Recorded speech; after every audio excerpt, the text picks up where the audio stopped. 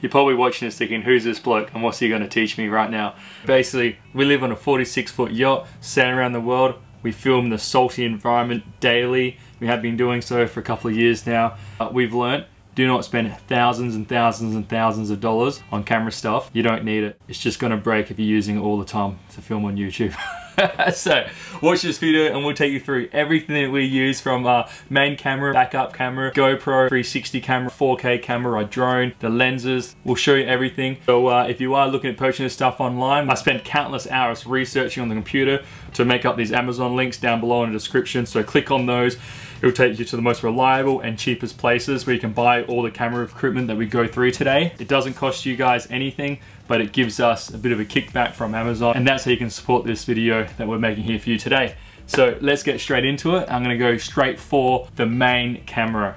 So this bad boy right here, this is a Canon M50. What makes this camera so good is there's an APS-C sensor. You can connect an external mic. You can actually flip the screen around so you can see yourself when you're vlogging. Basically, we film in 1080p on all our videos for YouTube because I don't think it's necessary for 4K, but this does do 4K. This is super affordable. You can put an external mic on there, you can change the lenses on it, you can shoot at 60 frames per second. It's got image stabilization built into the camera, plus the Canon lenses have optical stabilization. The autofocus on it is epic. It's got manual focus peaking. It's got eye detection, face detection. It's super small. It's super lightweight, being a mirrorless camera. It's essentially the perfect vlogging camera. If you're just starting out and you don't want to spend a ton of money, you do not need to spend $2,000 or $3,000, $4,000, $5,000. You really don't need to. I mean, I wouldn't mind one of those cameras, but this here being just so lightweight and cheap, and the fact that we smash them through the harsh environments daily, living on a yacht, we can't afford to be spending $4,000 or $5,000, you know, a couple of times a year if I happen to drop this in the sand or water or whatever. So this is probably, I reckon, the perfect vlogging camera for YouTube. So first off, I'm going to talk about the Canon EFM 15-45 lens, which is an f3.5 to 6.3. Throw this bad boy on so you can see what it's like. So we haven't touched any settings at the moment. We're still filming at 50 frames per second, 100 shutter rate, and right now we're filming on f3.5.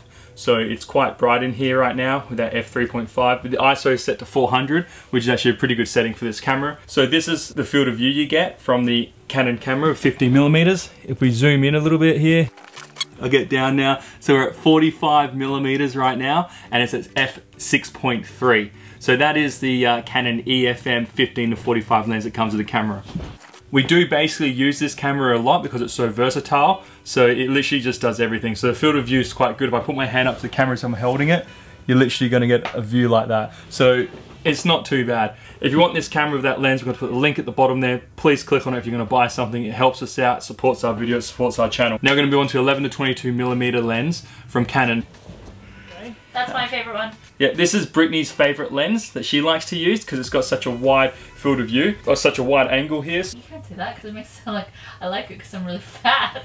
Yeah, this is Brittany's favorite lens because it's got like a real wide view. So you're not saying that she's fat or anything, she just likes to see more. But anyway, this is Brittany's favorite, probably because she's got a little arm, so she can't get the camera as far away from her. So she likes this lens the best. We do use this one a lot actually. The one we showed you before, the 15-45, is probably, you know, a bit more versatile because you can zoom in on things if you really need to. With this one here, obviously, it's f4.0, so it's a little bit darker. If we zoom in, it only zooms into 22mm, which is this one here, which gives you an f5.6. So, I mean, this is a great little lens, but you know, it's really, you can't use it at nighttime, which brings us to the next lens here.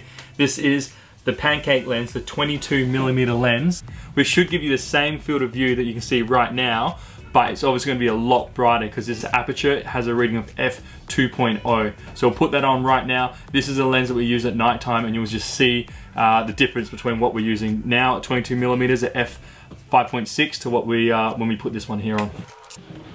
Alright, you can see it's completely overexposed. This is when an ND filter will come in. So we do have these little ND filters. I might just put that on now and I'll show you the difference. So this is an ND filter. I basically haven't changed any settings in the camera. I've just put on this ND filter to darken the screen so we can use this lens during the day. So that gives us a real good cinematic kind of day shot where we can have that real like bokeh effect. So if I hold this camera here up to the lens, you can see how it's really focused in on that, and I'm super blurred on the background. That's what the ND filter will do to this camera, having such a low f-stop. It will give it a real nice bokeh effect. So if you want to use this lens during the day, you're going to want to get an ND filter. We get a variable ND filter so we can actually turn it. You just want to be out there on the road, you just want to be holding the camera. If it's too bright, just twist it left or right, make it darker, make it brighter. That's why the variable ND filters are good. This one's actually not doing too good. It's got a big smear on there, you can see. But anyway, that's the 22mm lens that we use at nighttime. So with the ND filters, we get the ones from K&F Concept. These are quite good. I'll just put the link down there, you can read about it. They've seemed to be worked really well. We've used those, I think it's Zomi ones. I've actually never bought like a $200 ND filter before. Like, I just don't think I ever would. These ones here for 20, 30, 40 bucks are good enough for me. This here is the new 16mm lens by Sigma for EFM mount cameras, for these mirrorless cameras. It's actually got an f-stop of 1.4, which is absolutely insane for this camera. So let's put this one back on. You can actually see that I've got a ND filter on this one too, again variable. You can adjust it from minimum to maximum to make it darker or brighter. If you're going to use this lens during the day, you have to have an ND filter on it. Let's throw this lens back on now and we'll show the difference between this 22mm lens back onto this 16mm f1.4. With this camera and external mic and the lens that we're using right now is probably the best setup in all of YouTube for vlogging, which we only just got this lens, so we don't have too much footage on it yet, but we will, and it is absolutely fantastic. At nighttime, you don't use the ND filter, and you just get the beautiful night shots where you can basically, any of the other lenses we've got in like an almost black environment will give you the best night footage, so we tend to use that as much as we can because it is epic. This is the Canon G7X Mark II. This camera was fantastic. It's small, fits into your pocket. If you cannot afford the Canon M50, then this here really is your perfect camera for blogging at a much more, even more affordable price. You've got your flip up screen on the back here. You can see yourself, you can vlog around.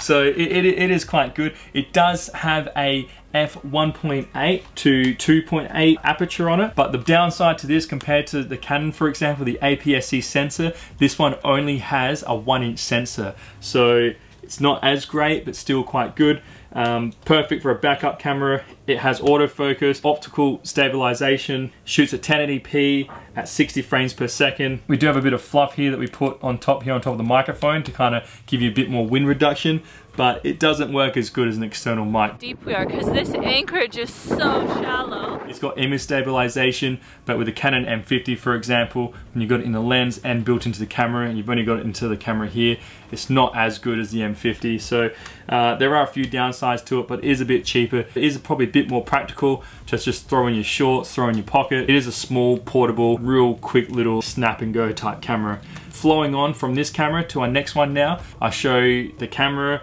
which is essentially just like an everything camera that I could probably just buy and use everywhere, which is brand new to us. I'm so stoked we got it. This is from Insta360. This is the Insta360 1R.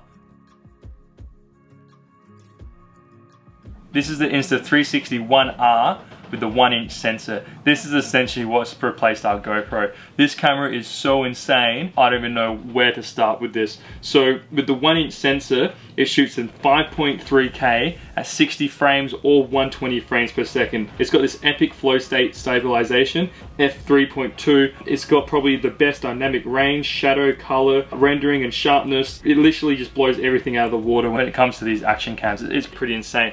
The best thing about this camera though is the software, the application for these cameras. It's quite amazing. You can do it from your phone on the app, or you can do it on your computer. It's super easy. I've heard something along the ropes that they're bringing out an 8K lens for this, which is pretty amazing because I guess unlike GoPro, every year they bring out the GoPro Hero 7, the 8, the 9. Like what really annoyed me of that was that the GoPro 8 takes different batteries to the 7, and now they put out the 9, which is bigger, so a lot of the cases and accessories don't fit the 8 to the 7 and 9. Like, so you got to keep up.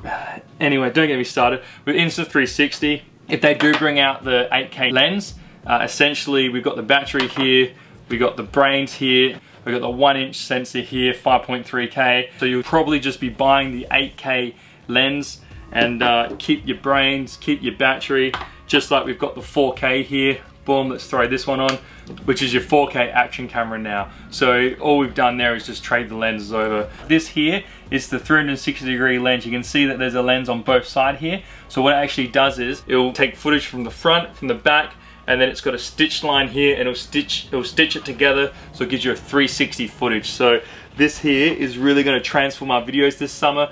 The software is absolutely incredible. The Insta360 app is probably the brains of the whole operation here, because you can literally just film, edit on the app, on your phone, take it back, do it on the computer. It's got the stories. It completely eliminates the work by using like this AI technology of like picking out the features of, you know, whatever you filmed. You got these cool settings like shadow clone, fly lapse, clone trail, time shift, flip my day, star lapse, bullet time. Man, this camera is literally insane, and it's just gonna bring our YouTube videos to a whole nother level. There's actually one more little surprise to this camera. We got the vertical battery now on, and then the 360 camera clicks on top. Boom, now you have this vertical camera, right? Now you might be like, okay, why the hell are they doing this? What is this? Let me show you. Now we have an underwater dive case for the 360 footage. So we can actually throw this camera now down in the water up to 30 meters and film in 360. So at the moment we've been filming it with time lapse running around. We've been having fun with it and just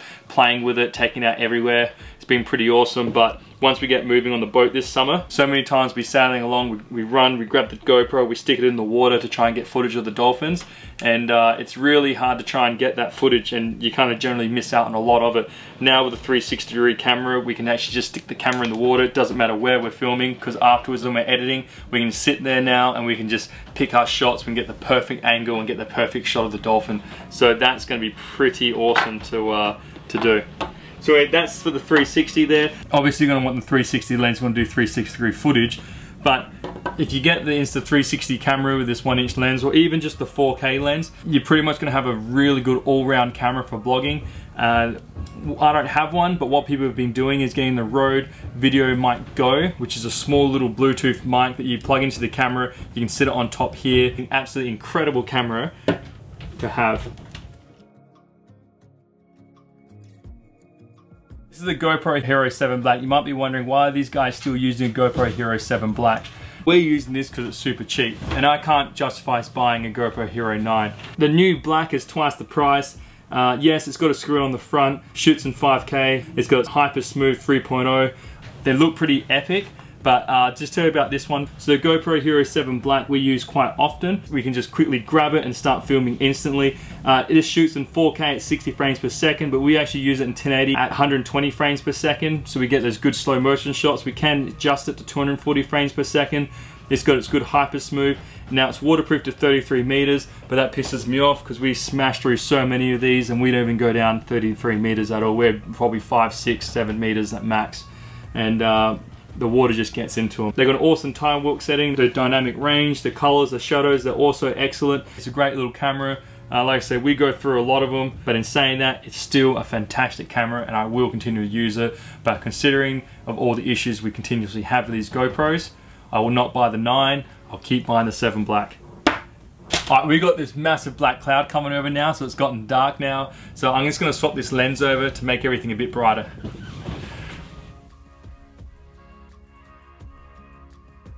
We got Jackson here to join us. I've just had to switch over the lens now because we've got a big storm cloud coming over. Oh, now we've got the cat. The cat's coming on the boat. Hey buddy. So this is Jackson and Finn. If you watch our YouTube channel, Sailing Sunday, well obviously you're watching it now, but we do weekly vlogs sailing around the world on our 46-foot yacht. Oh shit, that's the big storm coming around. So the animals are here to join us now because they were outside, and so we're about to get rocky and rolling as we finish up filming this video. Oh, so this is the DJI Mavic Mini. Now, DJI have just released the Mini 2, which is essentially the same thing. There's a few little upgrades which I'll talk you through, but basically this drone is absolutely epic.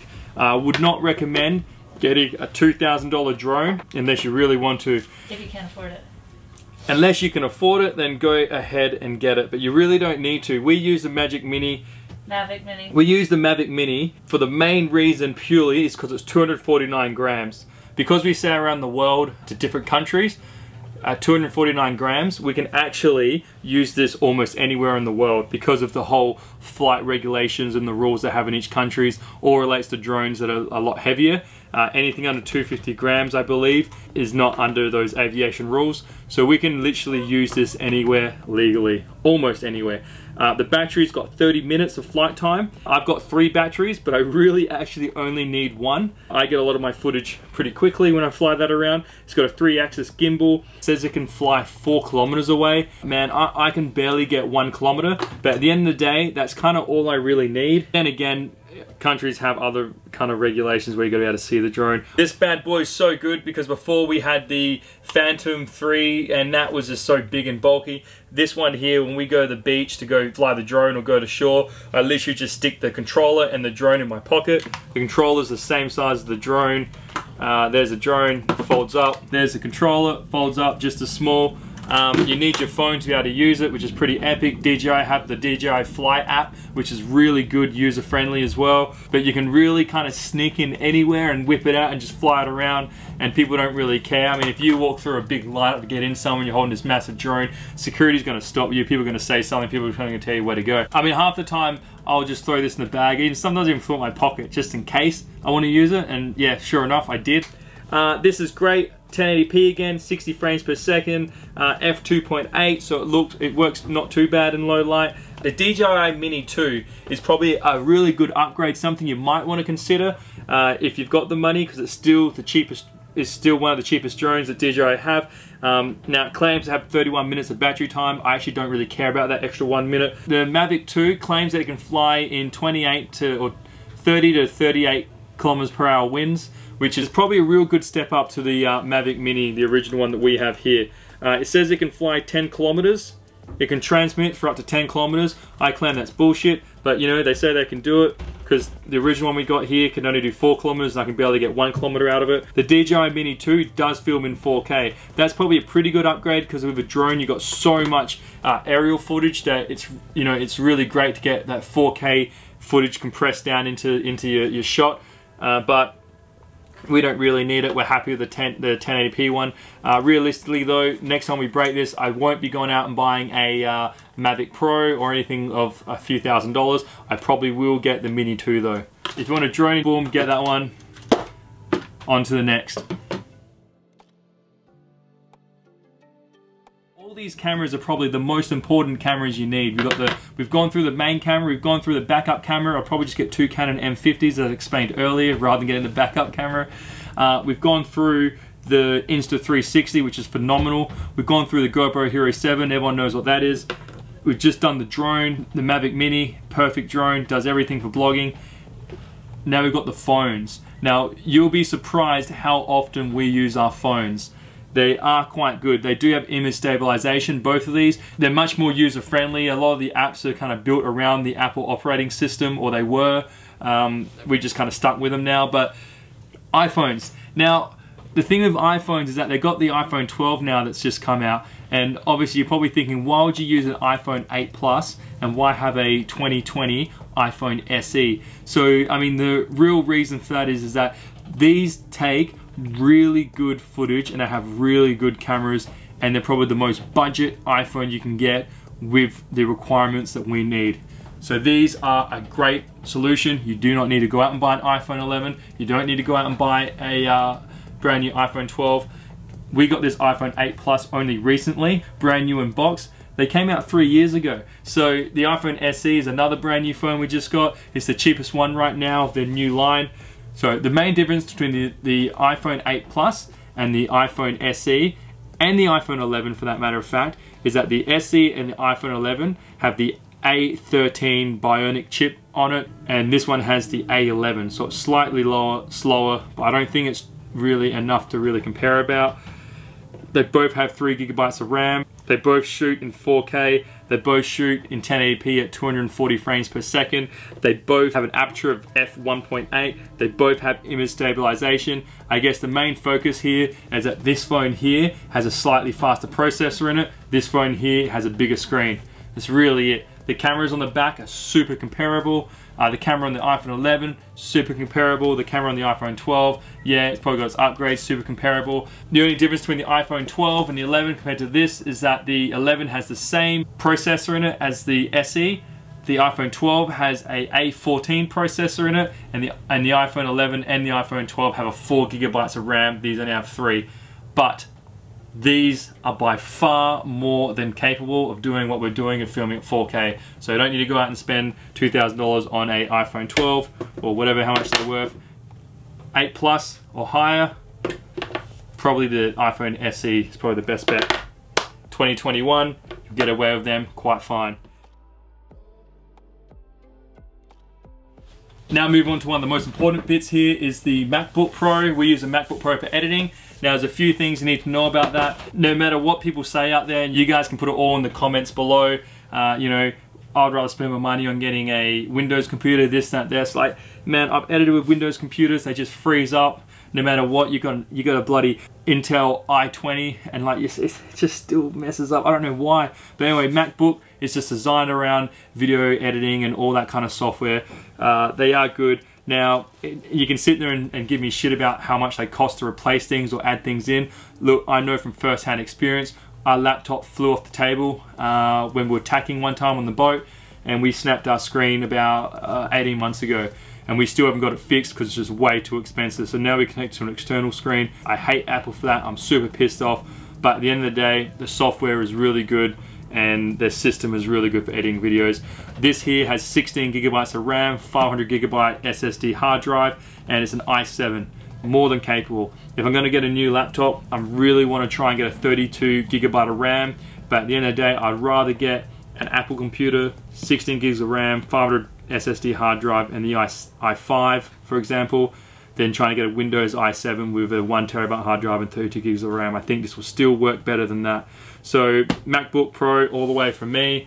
And like I said, I know we've got iPhones, we've got the MacBook Pro, but before we started doing all this vlogging, I was against Apple altogether until now. So that's the computer we use, and that's what I highly recommend. Just don't crap the computer screen. That's what we've done. Or you're gonna really be up for about $1,000 to replace it, because the new MacBook screens, 15 inches, are not good. And I'd actually try and get a 13-inch screen as well, just putting that one out there.